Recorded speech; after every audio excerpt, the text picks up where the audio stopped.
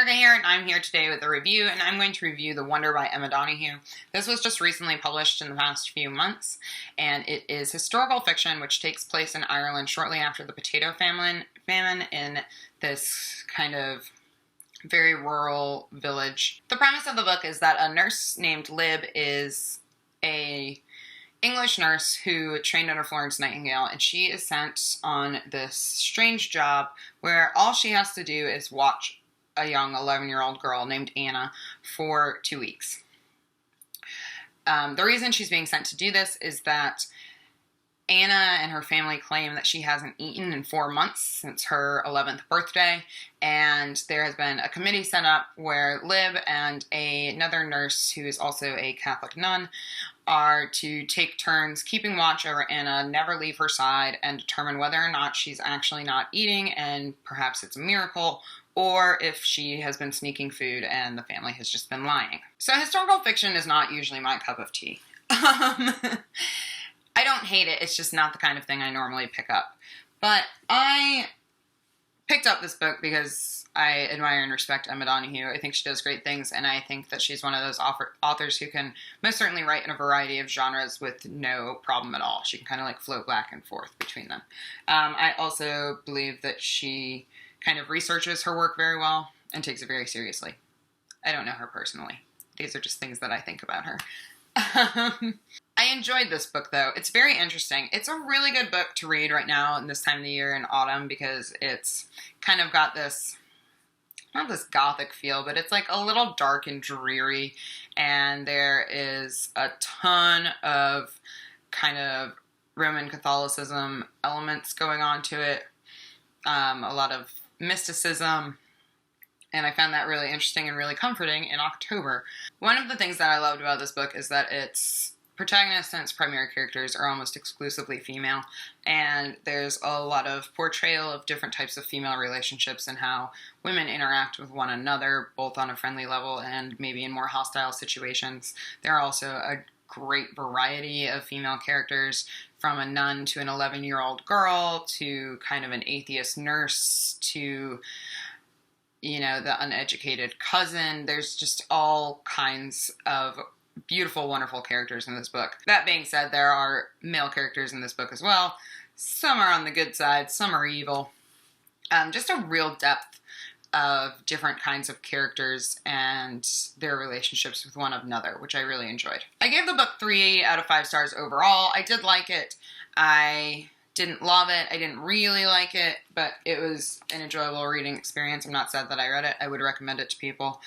I would just only recommend it to people whose tastes might vary a little bit from mine. This book is super heavy on kind of Roman Catholicism and mysticism, and it's not preachy at all by any means, but the 11-year-old girl who has not eaten is uber Catholic, and this is at a time where Catholicism was much more strict of a religion and had a lot more ritual to it, especially on a daily basis.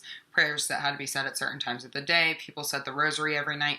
I grew up Roman Catholic. I don't think my family ever once said the rosary. I'm sure that some families do, but it wasn't like a thing we knelt in the living room every night to do, and I don't believe that any of my other Catholic friends did that either.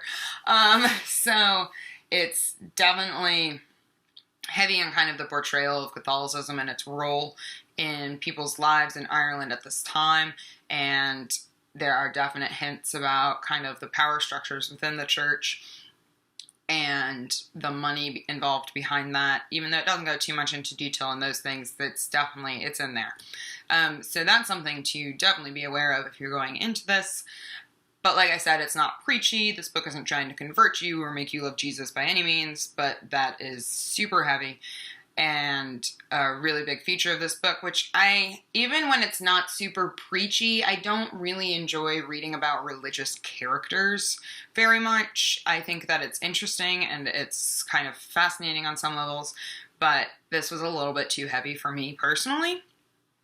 It might pique your interest more because of that. I couldn't tell you, but so that was one thing that I struggled with a little bit. And because of that, I took a really long time to read this book, and it's in like average novel length. It's like less than 300 pages.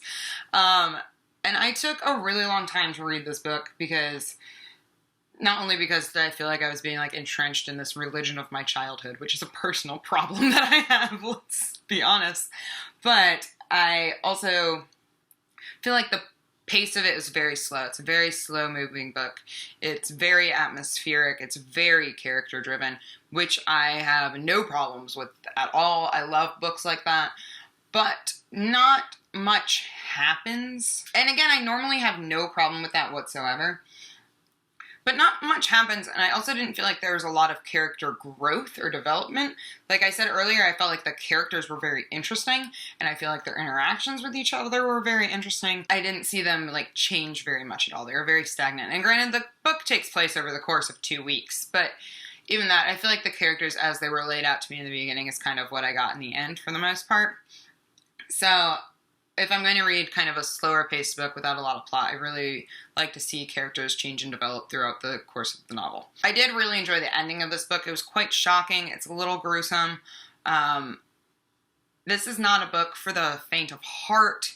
Not only is this child not eating and hasn't eaten for over 4 months, but there are kind of other things at play within the family dynamic. There's some bad things going on. I don't want to spoil it because you don't find out what's going on until the end, though you do get a hint that like the family's a little messed up from the very beginning. Overall, I would recommend that you pick this up, especially if you like historical fiction and slower novels. Like I said, it's really atmospheric. It's a good book to read this time of the year, just because I felt like it was kind of dark and a little dreary and kind of creepy. Like there's kind of like this mystery element to it, and like I said, there's a lot of like mysticism and religion and just the time period that it's set in, where these people had kind of grown to know starvation and now they were coming out of it, and kind of they're haunted by the past of the famine.